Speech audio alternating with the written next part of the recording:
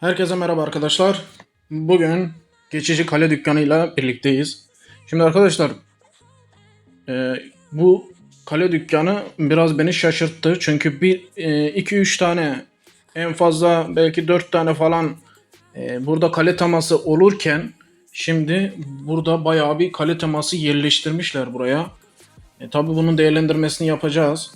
Ve bu bir günlük değil arkadaşlar. Siz buradaki süreye bakmayın. Şimdi Ejderha Malikanesi ve Gülümseten Sirk arkadaşlar zaten oyundaki en iyi kale temalarından iki tanesi. Fiyatları da çok pahalı. Normal şimdiki kurlara göre fiyatlar en son arttı biliyorsunuz. İkisi pahalı.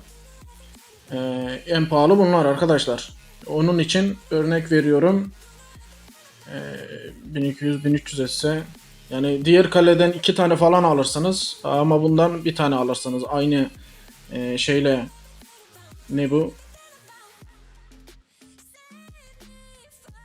Ya bu eşyadan biriktirip, ne eşyasıymış bu? Sikke. Yani kale sikkesi diyor. Şimdi kale sikkesinden biriktirerek atıyorum ürkütücü malikane kutup bunlardan iki tane alırsın. Gülümseten sirk gibisine şunlardan almak yerine. Ama tabi görünüm olarak en iyi görünümlere sahip yine bunlar arkadaşlar. Bence öyle. Şimdi dediğim gibi iki tanesi önemli her türlü. Hem görüntü olarak hem saldırı gibisine şeyleri olarak arkadaşlar. Bunlar güzel. Bak ordu saldırı desteği veriyor. Tabi bir de bunların yıldızlamasını düşünmek lazım. Yıldızlaması çok zor. En zor kalelerden biri bunlar. Bak ordu saldırı desteği ve menzilli sav veriyor. Bunu geçtim. Bu gülümseten sirk de aynı. Bu da orduyla düşman ordusunu zayıflatıyor.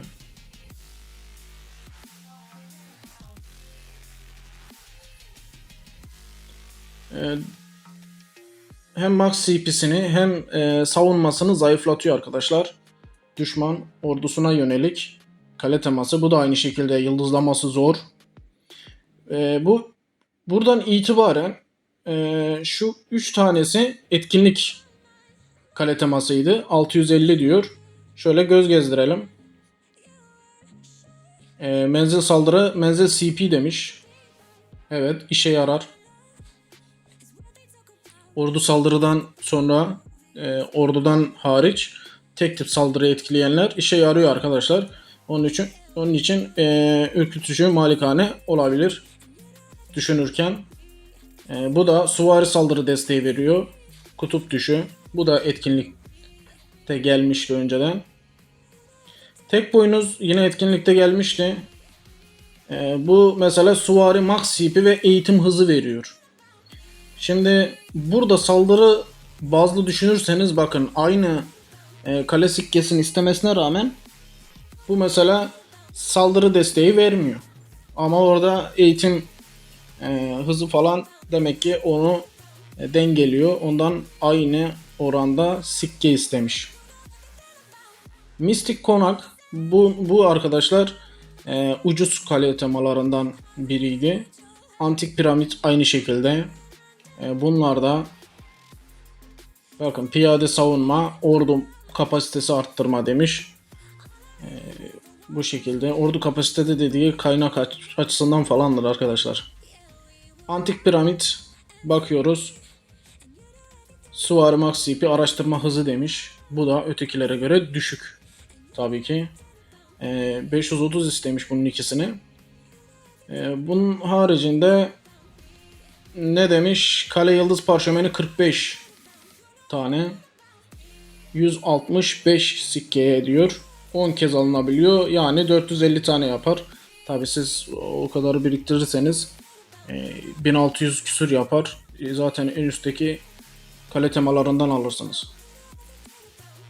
Yıldız taşı sandığı 2x demiş. 10 tane alınıyor. 20 tane alınır. Kadim kitap gelmiş 50x.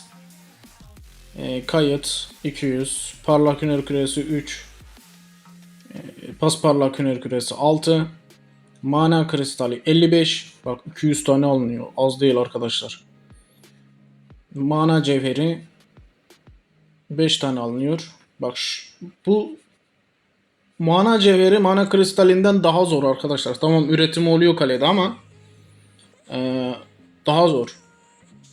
Şimdi hızlandırıcı gelmiş ve kaynak sandığı, kaynakçıların beklediği sandık bu arkadaşlar. Ve yeni krallıklardakiler. Yeni krallıktakilere şimdi ben kale temalarını göstereceğim. Gözlerine gelecek ama diyecekler ki biz gelişmek istiyoruz, kaynağımız yok, kaynak alacağız diyecekler şimdi. Ben yine söylüyorum arkadaşlar, kaynak en son şey olmalı. Kaynak bir şekilde gelir. Hız da zamanla geliyor. Bazen 2B adam diyor ki ya 2B kudrete ulaştım.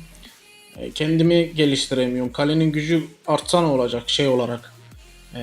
Kudreti artsa ne olacak diyor mesela. Böyle çok oyunu bırakanlar var. Arkadaşlar bunlardan hariç şöyle kale sikkeleri gelmiş. 48 tane 135 lira.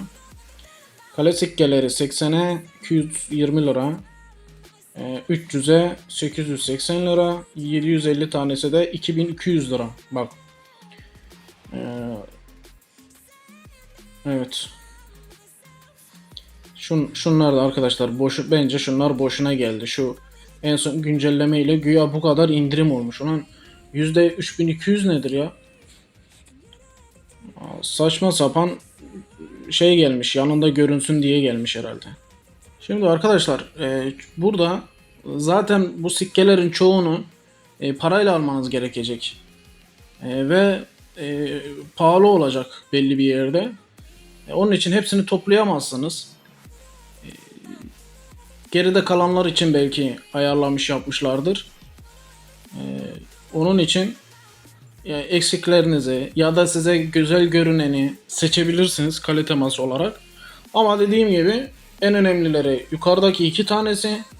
Onun haricinde tek tip saldırı desteği veren, ondan sonra CP, ondan sonra savunma geliyor. Bunu bu şekilde ayarlayabilirsiniz. Yani ne alacağım diye ya da ben kale temalarım fazla olsun diyebilirsiniz. O şekilde de düşünürseniz bundan almak yerine mesela aşağıdakinden neredeyse 3 tane alırsınız. Bakayım mı? Tamam 530'a 3 tane mesela yok ama şu 650 taneden katarsınız mesela. 3 tane alırsınız. En yukarıdakilerden bir tane almak yerine. Yani burada ya sayıya dikkat edersiniz ya güzel olmasına ya işinize yarar olmasına bir şeyleri göz önünde bulundurun. Ya da dersiniz ki ben bunu alırım. Yıldızlaması zor olur. Böyle düşünürsünüz ondan dolayı almazsınız belki. Ama dediğim gibi bu kale temalarını iyi değerlendirin. Elinizde olmayan varsa normal oyuncular için bahsediyorum. Yine bir tanesini tutturmak iyidir arkadaşlar.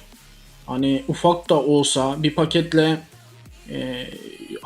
alınabilecek seviyeye gelirseniz alın bence. Çünkü oyun bir yere kadar hiç olmazsa seni getiriyor. Bir tıkla alabilirsin. Yoksa tam olarak kendisine bıraksa örnek veriyorum kale temalarını bu sefer tüm parasını vermek zorunda kalırsın. Ama minimum bir şeyle yine kale teması sahibi olabilirsin.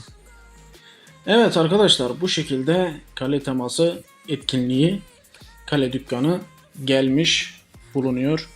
Bugünlük videomuz bu kadardı. Videoyu beğenmeyi, kanala abone olmayı unutmayın arkadaşlar. Sağlıcakla kalın. Görüşmek üzere.